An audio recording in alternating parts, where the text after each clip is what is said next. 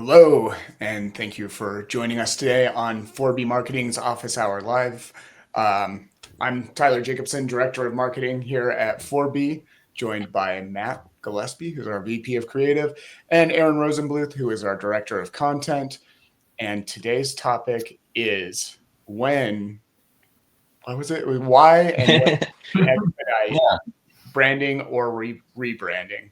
Before we jump into it, I just want to say I can't believe it's almost the end of October. And also, I want to thank everybody who came to our marketing meetup here in Denver that just happened this week. It was a really great turnout. And if you're in Denver and you want to join, visit 4bmarketing.com or actually Hey, how hitmarketingmeetup.com. about tonight?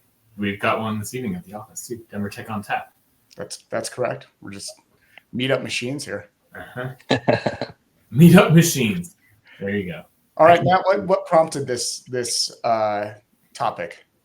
Oh, yeah. So what prompted it? I think at this stage in life, many brands are feeling the pressure to move fast. Really, every aspect of our life is moving very, very fast, and there's this idea that everything can happen much quicker as technology advances, even the introduction of AI. So it kind of sparked the question: should you expedite or rush your brand development or a rebrand? And so, And what would be an example of where it would be appropriate and recommended? yeah, because it seems counter to me that you in your position would be like, yeah, move quickly on this. So I'm really excited to hear. My default answer would, as a brand guy, would be no. You don't want to expedite your rebrand or a brand development. I think that well, it's a high stakes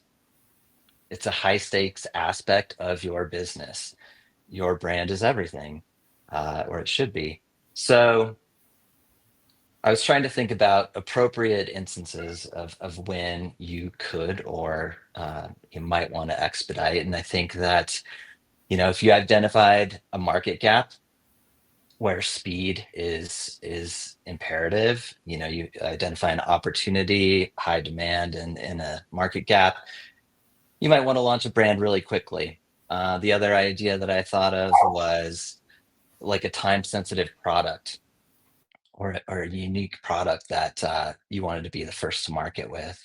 That could be a situation where expediting your rebrand actually would come with less risk than being second to market.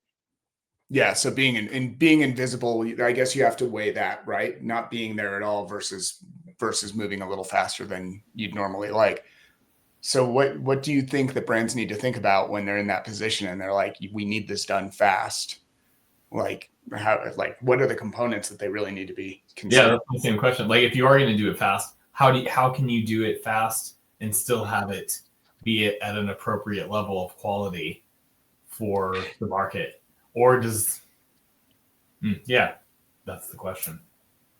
Yeah, so I think, moving faster generally is going to mean compromising uh, or reducing some of the steps that would typically go into the development of a brand. So identifying which steps could be bypassed or could be, added in down the road. And honestly, I think that the visual identity piece could be secondary. I would almost prioritize things like, you know, core Messaging. values, Um, messaging, yeah. understanding your audience. I would prioritize those in an expedited scenario more than, your color palette, your logo itself. That's an interesting idea. So yeah, I mean, obviously, that is my world in our brand development world. I focus on tone of voice, messaging, mission, vision, values, all of that side of things, and so I'm biased in this conversation where I'm like, yeah, that's the important stuff. I mean, I think obviously a logo, your typography, that is all equally important. Color selection, Sure. but I suppose you can get away with having a little more of a basic, or I don't know, is generic the word, sort of like a less interesting logo, if you are messaging the tone of voice, if that's totally dialed, I think either the audience might overlook a logo in that case, or perhaps might not be as astute in noticing it. I mean, certainly people aren't looking at this generally through the same critical lens that we do, unless they're marketers, which generally we're not always working with marketers. Right. Actually, most often we aren't. So yeah, I'm sorry, I'm kind of thinking as we're going, but I like that. I agree with you, and not just because that's my area. I think you could actually kind of get away with that. Yeah, and I think, as a designer that always prioritizes the visual aspects of a brand, it's hard for me to say that, but I think that consumers are becoming more and more accustomed to visual identities changing and brand refreshes Yeah. and a new logo for a product that they purchase. I wouldn't say that we're certainly not desensitized to it. We're very aware when these things happen, and sometimes we had a previous conversation about this, how Yeah. those rebrands can sometimes go viral for the wrong reasons. Yeah, But Creighton full of everything we've seen recently. you don't want to have to reinvent your core values. I think that there's a greater risk in not understanding your persona, your customer, who you're trying to reach and how you're going to reach them, how you're going to speak to them, because all aspects of a brand are important to selling, but I think those pieces are extremely important, more so than your logo. I totally agree with that. I mean, because imagine a scenario where you've got this like, oh yeah, it's a great, beautiful logo, it's amazing, but then when you get into the reading, the content, the tone, the messaging, it's Right. wildly off base and doesn't speak or connect to you and what you do in any sense of the word. Then, as the customer, the person receiving it, you immediately realize that this company doesn't understand you. Even if they're marketing to you, they're trying to. It's like, I don't connect with this. Wow, that's too bad. I connected with this logo visually, but these folks don't understand me at all. I don't trust this. So you think that people are going to pick up on that disconnect, even if it's not overt? Yeah, I think so. Okay. What do you think? I don't know. What do you think? I'm curious. I don't know. I don't know that people think about these things in the short term with that much depth. I don't think they do. So I'm kind of conflicted on it for a couple reasons. Because one, and I think any marketer sees this: people sitting on ideas too long, deliberating on them too long, trying to make sure that by the time it reaches the market that it's perfect and it reaches the whatever they think the audience is going to like, rather than actually letting the audience tell them what they like. So I appreciate speed there. I want to see things hit the market, and especially if you're a brand new company, you can tweak, right? It's not like you have this big, legacy and reputation that you have to uphold, and a legion of fans that are going to immediately reject you, Cracker Barrel, because of how your brand suddenly looks, right? Yeah. I think that's one of the advantages of being a brand. That said, what we're talking about, when it's okay to expedite this, was around developing a brand. But I'm curious, is there a scenario in a rebrand? Like, would there be urgency around a rebrand and something that says, yes, move quickly on this? Acquisition, something with an M&A. Yeah, that's what I was thinking. Like a merger acquisition could be a good instance. I think that there is a far greater risk in rushing a rebrand than rushing a new brand launch. There's a lot more to consider. Your brand equity, what has been established and built over however long you've been operating, and what are you going to sacrifice with this rebrand? What is the risk versus what is the reward? So I think there's a lot more to consider as you're looking at a rebrand for an existing established business versus launching something new. Yeah. Pardon my French. Cracker Barrel, like, it just comes out of me. Cracker Barrel is an example of that. I mean, I know we're talking about a B2C space, like a different space, but it's like a brand. It's a logo that people know and love, and it connects with them for one reason or another, and they feel comfortable. and a lot of people are not comfortable with change in any capacity. And so that signals everything's changing. And for that person, they probably go around feeling, I increasingly feel this way as I get older. Like everything is changing around me and nothing's the same. And now Cracker Barrel, it's that same idea. It's interesting. I wonder, Yeah, pretty much. we've talked about Cracker Barrel, we talked about Jaguar, those rebrands, and I'm not sure how long those rebrands took. I don't know if they were expedited. I assume they probably weren't. So there's no guarantee that if you don't expedite it, that you still can't fail with a rebrand or miss some Well, I marks. was going to say that there's an advantage to being an existing, to somebody who's rebranding, a company that's rebranding versus branding, because you do have an audience. You can create those personas. You can test Right. these ideas out in front of actual people who've adopted your product. So Sure. it seems to me like that whole Jaguar, Cracker Barrel, and listen, we don't know what took place behind the scenes. And I would be very surprised if a company like Jaguar or their agency didn't go out there and do some serious testing. testing. Right. Oh, yeah. Yeah. Yeah. So it's easy to assume that they just sat in a room and were just talking about how brilliant they were and patting themselves on the back, and then they spend millions to rebrand this and it sucks. But it probably didn't go that way. No, I hope You're not. right. Which is, why you probably need to listen to your audience, why the persona is not you, it's your audience, and it is worth the time to actually move in, get the information that you actually need to make sure that rebrand is successful and it doesn't actually put your company in a financial hole that you didn't expect. So spend the time doing that and then rapidly create a logo. Like, I mean, you could rebrand somewhat rapidly, I suppose, if you had spent some upfront time exploring the persona and the audience, spend the majority of the time doing that. I totally agree. I think that's where the research part is probably the slow walk Mhm. there. It's not taking too long to make a logo because it feels like it's worth more because you're Picasso. Yeah. 30 hours to make rather than 3 minutes, Well, that comes back to a conversation that we've had a lot. That's like, at the same time, I'm not going to use this term. The client, what term is that? The client doesn't necessarily, or the end customer, whoever it is, doesn't necessarily need to understand or cares about how the thing was made if the thing connects with them.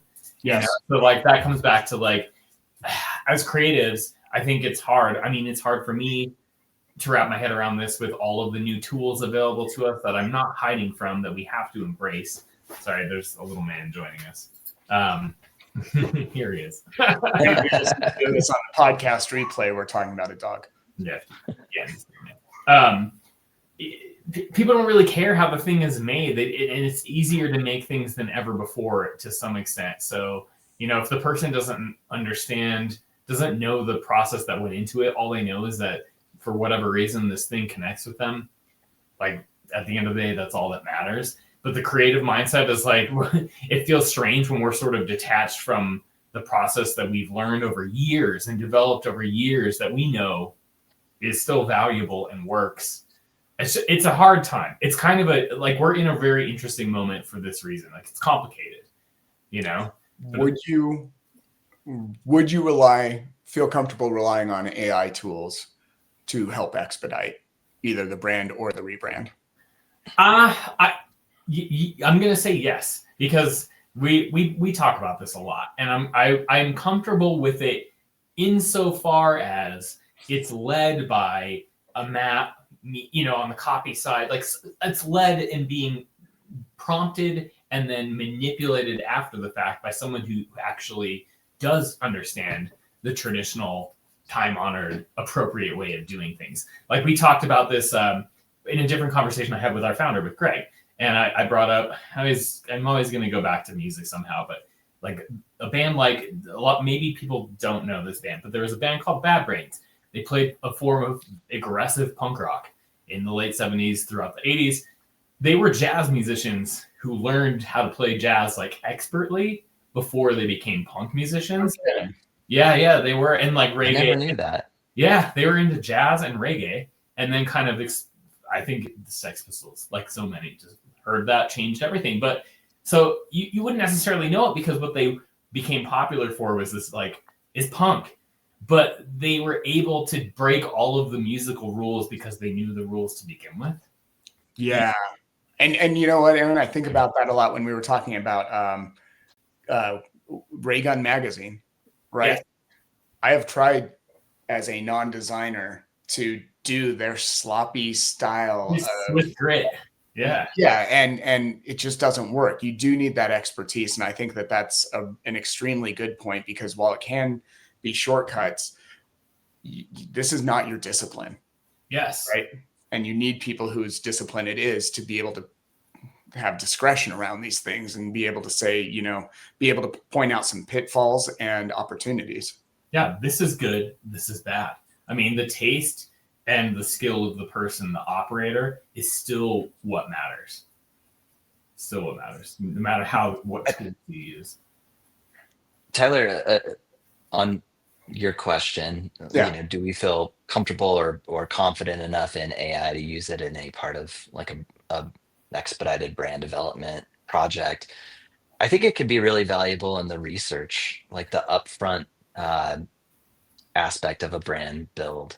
Yeah. So it can help you, it gives you access to data much quicker. Again, you need an expert strategist analyzing the data that you're getting to ensure that it's trusted sources and it can be backed up and validated. But it does help gathering information from many different sources that previously could have taken weeks, months, whatever, before you even move into things like developing brand tone of voice and messaging strategies and visual identity systems and things like that. Yeah, I mean, that kind of brings me, like, AI aside, but I think that this also is part of this, is like, you have to be able to recognize bad advice and bad ideas, right? Yes. And if you can't, if you're just like, oh, I didn't think I'd have, I got a logo now, and it's like, it's a terrible logo. It's a terrible logo. Right. It says nothing about your business. It says, like, yeah, there's, and to Aaron's point, ideally you're going to have everything make sense. Every puzzle piece fits perfectly in with the next one. So, yeah. Okay. So outside of mergers and acquisitions, is there any other reason to potentially speed through a rebrand, to expedite a rebrand? Your logo, your identity is so bad. Sorry, what was that, Aaron? I was going to say, your identity is so bad, so awful, that any little update is going to be better. That's It happens. You jest, but that's a really good point, which is, if nobody is adopting your brand despite the product, right, and you're doing marketing and people just, it's not there for them, you might need to pivot quickly. Yeah. If you have a great product, but like nobody is realizing that because the brand is so awful that it gets ignored, then you have all you're doing in that moment is bleeding money. So I think it's this is very unique to, a product itself. Like, let's say a CPG brand, your packaging is vital. That is a either a gateway or a barrier to somebody purchasing your product. So in that instance, I wouldn't expedite branding. I wouldn't expedite visual identity. I wouldn't compromise on your visual identity, because more often than not, that visual identity is going to be what's attracting that customer for the very first time. Yeah. And the little tidbit I like to throw out there is that we take in visuals and we understand them at 60,000 times faster than we do the written word. Yeah. So that visual, like what you're getting from that visual connection, it can't be underestimated. And yet that's something that I think a lot of brands underestimate. Like, they just don't give credit to how much people really do buy with their eyes and create trust with their eyes. And nobody wants to read a Bible about how much, blood, sweat, and tears you put into this business if you can't get their attention in the first place. There's something Sure. interesting. This made me think. This is kind of related, but sort of a departure. But I just keep thinking about how, like, because we're 4B, we're generally dealing with B2B tech space, but it's amazing how little value traditionally. This is not saying this is everywhere. You see great logos in this space, but generally, the smaller businesses, there's so many, and you see some pretty terrible logos, or just with very little thought put into them. And it's like, why did that space decide that should be kind of an afterthought? Like in the consumer world, like we just discussed, where a logo, people connect deeply with logos, like a wine bottle. If you don't know anything about the thing behind what's in the bottle, the logo on the package is going to be the thing that makes you buy it. But and the same people that work in these companies would do that when they're in a wine shop. Like they think this way, but they don't think about this with respect to their own companies.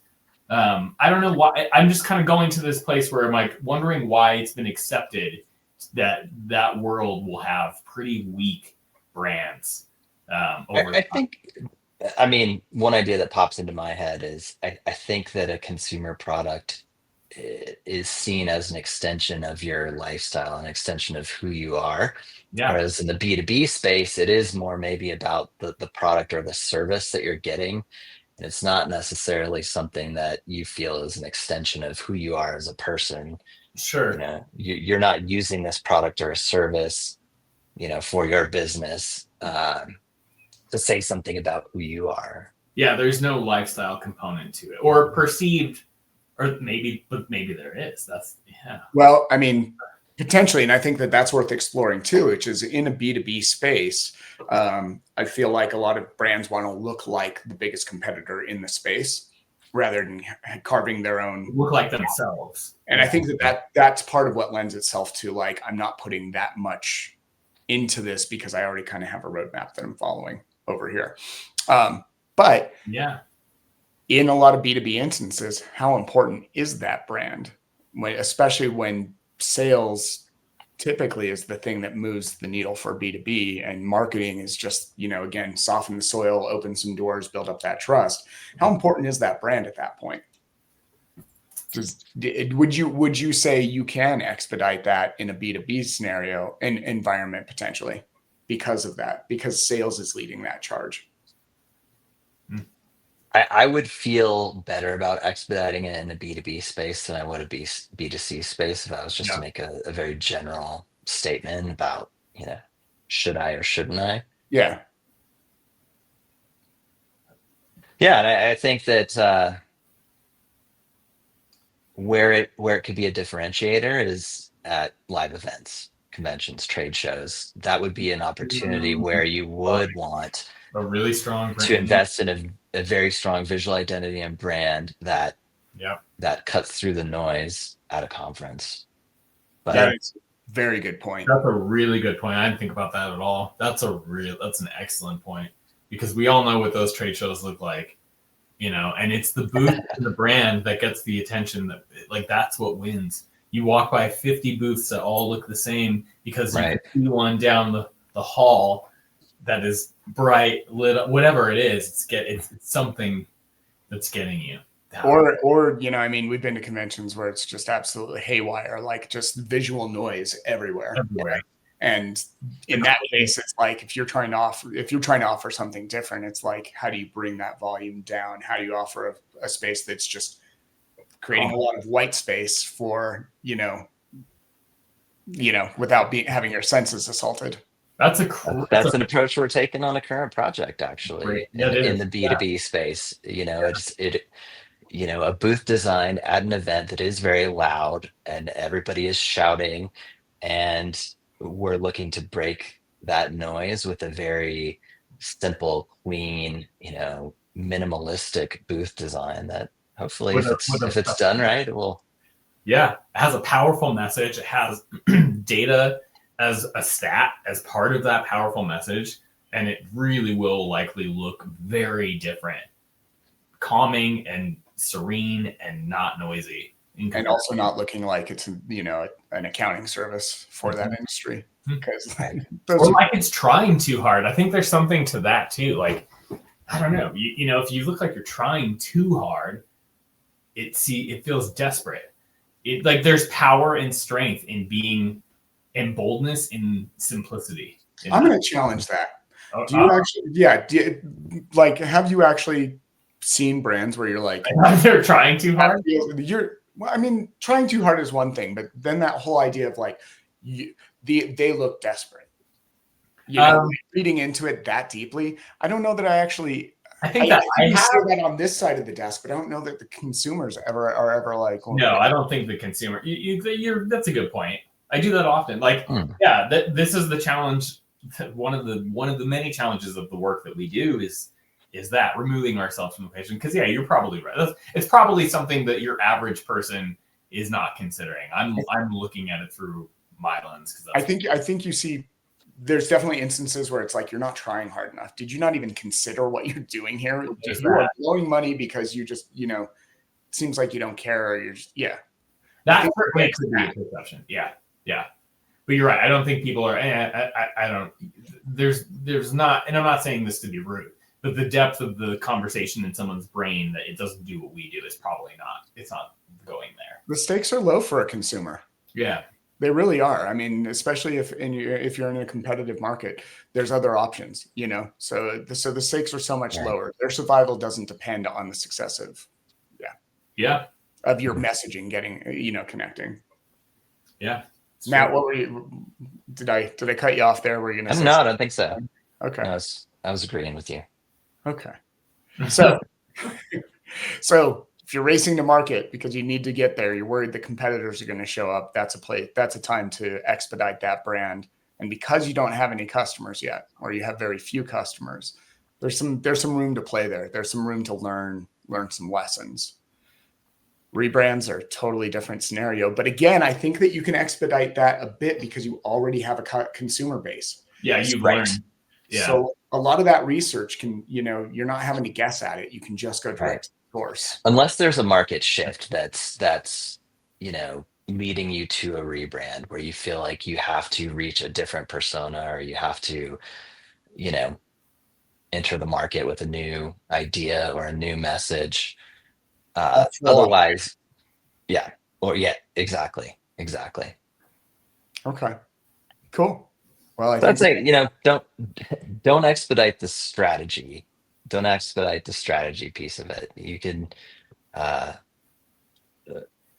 expedite, you can expedite visual identity. You can cut corners on visual identity, but the strategy that goes into it, making sure that what you're putting out there is going to resonate with an audience, the identified audience, and ensure that you speak in that language. Yeah, we got a question here, by the way. What is have we seen any great booth designs lately, or cool in-person activations?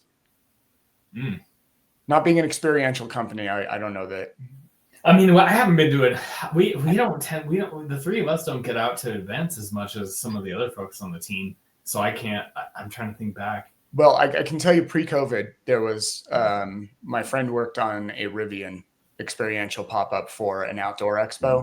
Oh, I'm sure that was cool. And it seemed brilliant. And you guys probably hear me reference elements of it all the time, but it was a 2-story situation, and it looked like a tree house. It was like a forest, you know. It was supposed to look very organic, but the thinking behind it was, and also on that second level, there were stairs that went up to that, and then that's where, you know, you could charge your phone or take a meeting or something like that. And the thinking behind it, as it was explained to me, was like, from anywhere in this space, you should be able to, you know what, let's go meet over there at like. Oh, you can point. Yeah, it's a the north. Yeah.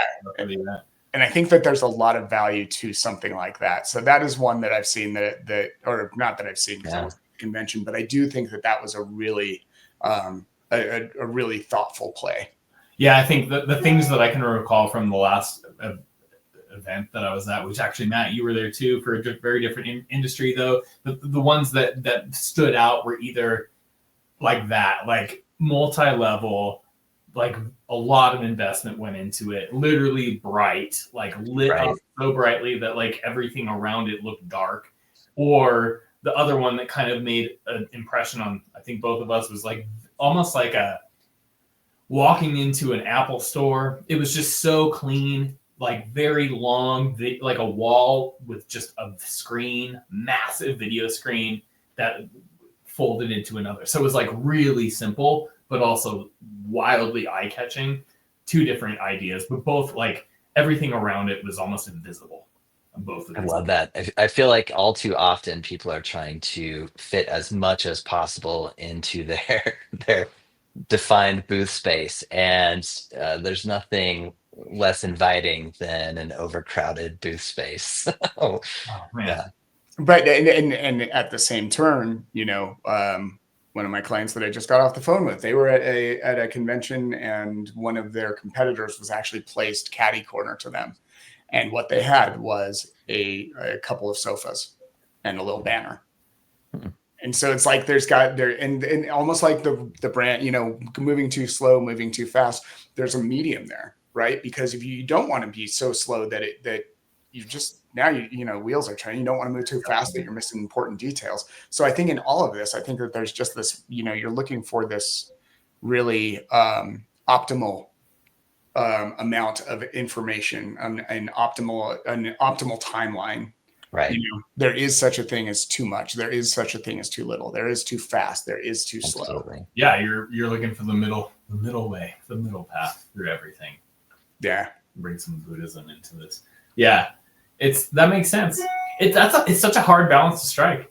Simplicity, I think, wins in a lot of sense, in a lot of ways. But Mind with strategy, as Matt said. with strategy, that's the thing. Right. Yeah, because sometimes, like we talk about this, the simple message can also not hit and be seen as like a lazy, like you're just being lazy. It's obvious, We talked about that a lot the other day. On brainstorm, asking if We could have a whole what we're doing other topic related to how to activate your brand at an event. We should do that maybe coming up, That's Yeah, right. we should. because that's not my forte. I'd love to hear it. I come in the back end and just with all the details. Hey, have you thought about that? But I don't have to do all the hard work, all the heavy design. All right. Thanks for joining us for another 4B Marketing Office Hours Live. We will do this again next month in November. Maybe not this close to Thanksgiving if we do it. And we might have to rearrange some things next month. Yeah. On a Thursday in November. But yeah, thanks for tuning in, and visit us at 4bmarketing.com. Thanks, everybody. Thanks, everyone. So